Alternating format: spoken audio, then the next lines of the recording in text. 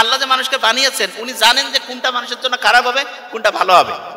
আজ থেকে 5, 7, 10 বছর আগেও যে কেউ জানতো রাতে বেশিক্ষণ পর্যন্ত পড়লে অসাধারণ স্টুডেন্ট হইতে পারবেন না। এখন আমরা জানি কি রাতে তাড়াতাড়ি আপনি ঘুমাবেন, তাড়াতাড়ি ঘুম থেকে উঠবেন, আপনি অসাধারণ স্টুডেন্ট হবেন।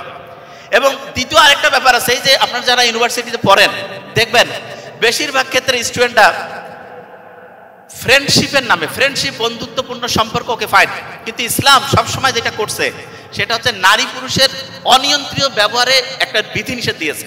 কেন? কারণ নারী পুরুষের যে আকর্ষণটা, এইটা থেকে একটা শয়তানের প্রভাবে খারাপ কিছু হইতে পারে। অনেক ভালো ভালো স্টুডেন্ট যে অসাধারণ কিছু করতে পারে নাই, এইটার একটা বড় কারণ হচ্ছে ধর্মীয় বিধান থেকে সে দূরে চলে গেছে।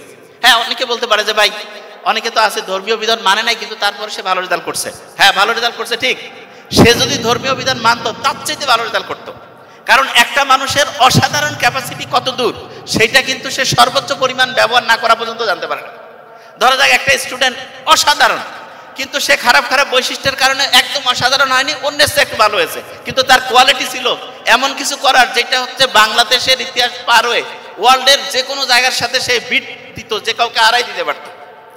তা প্রত্যেক শিক্ষার্থীকে যে জিনিসটা মাথায় রাখতে হবে যে আল্লাহ যে ফর্মুলাগুলো দিয়েছে সেই ফর্মুলাগুলো যদি আমরা মানি তাহলে এখনো যেটা আবিষ্কার হয় নাই আল্লাহ বলছে সেইটা মানলে অবশ্যই আমরা সাকসেসের দিকে যাইতে পারবো।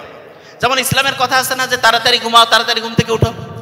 এইটা তো যারা আজ থেকে কয়েক বছর আগেও যারা ইউনিভার্সিটিতে ফার্স্ট সেকেন্ড হইতো বেশিরভাগজন কি বলতো যে সারা রাত জেগে পড়তে হবে তাহলে রেজাল্ট ভালো হবে। কিন্তু এখন আমরা কি জানি সারা রাত জেগে পড়তে হয় না। একটা স্টুডেন্ট যদি বুদ্ধি করে পড়ে যে কেউ যেটা হইতে চায় সেটা হইতে পারবে। এক্সাম্পল দিই তাহলে বুঝতে পারবো। যেমন ধরা যাক কেউ বিসিএস অফিসার হইতে চায়, বিসিএস এর জন্য যে প্রিলিমিনারি যে পরীক্ষা আছে, প্রথম যে পরীক্ষাটা, সেই পরীক্ষাটার জন্য গড়পড়তা 30,000-এর মতো এমসিকিউ পড়তে হয়। 30,000 গড়পড়তা, 30,000 এমসিকিউ যদি কারো মাথায় থাকে ওইটার সাথে রিলেটেড জিনিস দিয়ে মোটামুটি পরীক্ষা প্রশ্ন আসবে। অনেকে বলতে পারে 30,000 এমসিকিউ পড়া বোধহয় খুব কঠিন, মোটেই না। আপনারা যখন অনার্সে প্রথম ভর্তি হয়েছেন প্রত্যেক দিন 3 বেলা খান গড়পড়তা, খাওয়ার আগে জাস্ট 5টা এমসিকিউ যদি পড়েন 3 × 5 = 15টা এমসিকিউ, এক মাসে 450 এমসিকিউ, এক বছরে 12 দিয়ে যদি আপনি গুণ করেন প্রায় 5 থেকে 6,000 এমসিকিউ। আপনি যদি এরকম করে অনার্স কমপ্লিট করতে করতে 4 বছরের মতো টাইম দেয় তাহলে আপনার প্রায় 24 থেকে 25,000 এমসিকিউ পড়া হবে। জাস্ট 5টা এমসিকিউ, 5টা এমসিকিউ পড়তে কিন্তু 2 মিনিট টাইম লাগে। কিন্তু স্টুডেন্টটা পড়ে না কেন? কয় যে হ্যাঁ 5টা এমসিকিউ পড়ে কি হবে, হ্যাঁ 5টা এমসিকিউ পড়ে কিছু হবে না। কিন্তু আপনি যদি 5টা এমসিকিউ আজকে সকালবেলা খাওয়ার সময় পড়ছেন, দুপুরে 5টা পড়ছেন, রাতে 5টা পড়ছেন, এইরকম করে এক সপ্তাহ পড়লেন 105টা হয়ে গেল, 15 দিন পড়লেন 210টা হইল, এরকম করে 1 মাস পড়লেন 450 হইল, এরকম করে 1 বছর পড়লেন 5 থেকে 6,000 হইল, এরকম করে 4 বছর পড়লেন 22 থেকে 25,000 হয়ে গেল। অথচ স্টুডেন্টরা দেখবেন যখন গ্রাজুয়েশন কমপ্লিট হয়েছে সে জানে সে পরীক্ষা দিবে বিসিএস এর জন্য, বলতেছে আমার কোনো প্রিপারেশন নাই। এই যে বিসিএস আমি দিব তাইলে আমার প্রিপারেশনটা আমি যখন যেই দিন থেকে ইউনিভার্সিটিতে ভর্তি হয়েছি সেই দিন থেকে আমি যদি চাই প্রত্যেক দিন সকালে 2 থেকে 5 মিনিট, দুপুরে 2 থেকে 5 মিনিট, রাতে 2 থেকে 5 মিনিট দেওয়া কি কোনো কঠিন কাজ?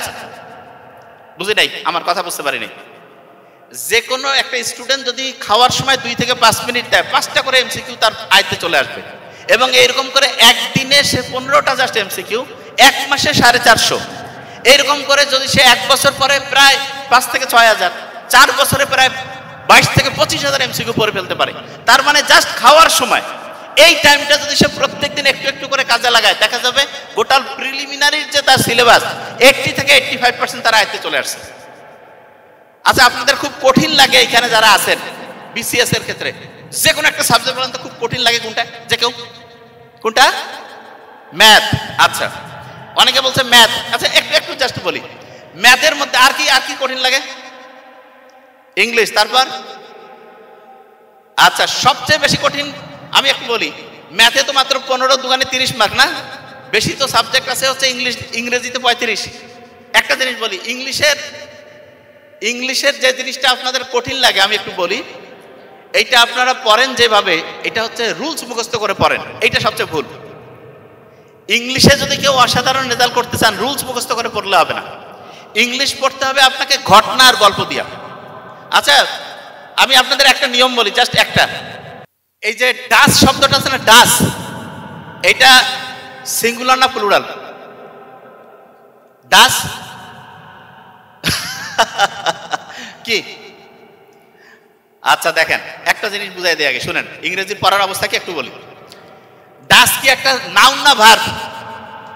হ্যাঁ, এটা ভার্ব। শোনেন, একটা সহজ বুদ্ধি শিখাই আপনাদের একটু, আপনাদের ইংরেজিটা কেন ভুল হয় সেটা বলি। ভার্বের শেষ বর্ণ যদি এস থাকে তাহলে খেয়াল রাখবেন সিঙ্গুলার। বলেন তো আমার সাথে, ভার্বের শেষ বর্ণ এস থাকলে কি? শেষ বর্ণ এস থাকলে তাহলে ডাসের শেষ বর্ণ কি? তাহলে এটা কি? ওয়াস, এটা শেষ বর্ণ কি? তাহলে কি হবে? গোস, এটা শেষ বর্ণ কি? বলেন না কেন? তাহলে সিঙ্গুলার না প্লুরাল? ইটস, এটা শেষ বর্ণ কি? তাহলে এটা সিঙ্গুলার না প্লুরাল? প্লেস, এটা শেষ বর্ণ কি? তাহলে এটা কি? সিঙ্গুলার। শুনেন, প্রত্যেকটা বাক্য যে আছে না, বাক্যের প্রত্যেকটা বাক্যের একটা বাচ্চা আছে, একটা সন্তান আছে, সেই সন্তানটা হচ্ছে ভার্ব। প্রত্যেকটা বাক্যের, যে ভাই এটা আবার কেমন কথা, প্রত্যেকটা বাক্যের সন্তান হচ্ছে কি? ভার্ব। এখন এই যে ভার্বটা আছে, এই ভার্বের নিশ্চয়ই একজন আব্বা আম্মা আছে। ভার্বের আব্বা আম্মা হচ্ছে সাবজেক্ট। ভার্বের আব্বা আম্মা কি? সাবজেক্ট। একটু খালি বলি, তাহলে আপনি বলেন তো, বাবা মা যে এরকম হবে সন্তানটা এরকম হবে না? বাবা মা যে এরকম সন্তানটা এরকম। আচ্ছা আমাকে বলেন তো, বাবা মা যদি হয় ভালো, সন্তানটা কেমন হবে? বাবা মা যদি খারাপ হয় সন্তানটা? আচ্ছা এবার বলেন তো, বাবা যদি সিঙ্গুলার হয় সন্তান কি হবে? Very fine. তাহলে বলেন তো, সাবজেক্ট যদি সিঙ্গুলার হয় ভার্বটা কি হবে? সাবজেক্ট যদি প্লুরাল হয় ভার্বটা কি হবে? এই তো সহজ জিনিস। তাহলে subject singular, verb singular, subject plural, verb plural, জিনিসটা কি বুঝতে পারছেন? আচ্ছা এবার আপনি দেখেন তো, হি এর সাথে আপনি হি সিঙ্গুলার না প্লুরাল? এই কথা কন না কেন? হি একজন, সিঙ্গুলার না প্লুরাল? একজন মানে সিঙ্গুলার। তাহলে এর সাথে কি ইস বসে না? ইসের শেষ বর্ণ কি? এস। গোস বসে না? গোস, এর শেষ বর্ণ কি? হ্যাস বসে না? হ্যাস, এর শেষ বর্ণ কি? ডাস বসে না? ডাস, এর শেষ বর্ণ কি? ওয়াস বসে না? এর শেষ বর্ণ কি? তার মানে সাবজেক্টটা সিঙ্গুলার হলে ভার্বটা সিঙ্গুলার। আমি বুঝতে পারছি আপনাদের, জাস্ট একটু জাস্ট দেখলাম আপনাদের সমস্যাটাকে। আমি বলি, আপনারা যখন পড়তে যান না, মুখস্থ পড়েন না। ইংলিশে আমি একটা জিনিস বলি, ইংরেজিতে কখনো হচ্ছে রুলস মুখস্থ করতে যাবেন না। নেভার ইভার রুলস মুখস্থ করবেন না। ইংরেজিতে আপনার ঘটনা আর গল্প দিয়ে শুনবেন। আচ্ছা আপনারা যে ইয়াতে যে গালে পরিষ্কার করার জন্য, মানে চকচকা হওয়ার জন্য একটা ক্রিম মাখেন, কি জানি নাম সবচেয়ে? Fair and lovely. Fair and lovely. আচ্ছা দেখেন, আপনার পড়াচ্ছি জিনিসটা দেখেন। আচ্ছা বলেন তো, এই একটা সহজ বুদ্ধি শিখাই দেই। ভেরি শব্দটা জানেন? ভেরি ভেরি, একটু দেখি। ভেরি দিয়ে যে শব্দটা মিলে যায় না, সেটা হচ্ছে একটা অ্যাডজেক্টিভ হবে। কি হবে বলেন তো? অ্যাডজেক্টিভ। বলেন তো, ভেরি ফেয়ার মিলছে কি মিলে নাই? বলি না, ভেরি গুড মিলছে না? ভেরি ব্যাড, তাহলে ভেরি ফেয়ার মিলছে না? মিলছে। যেটা মিলে যাবে সেটা হচ্ছে অ্যাডজেক্টিভ। তাহলে বলেন তো, ফেয়ার শব্দটা কোন পার্টস অফ স্পিচ? অ্যাডজেক্টিভ।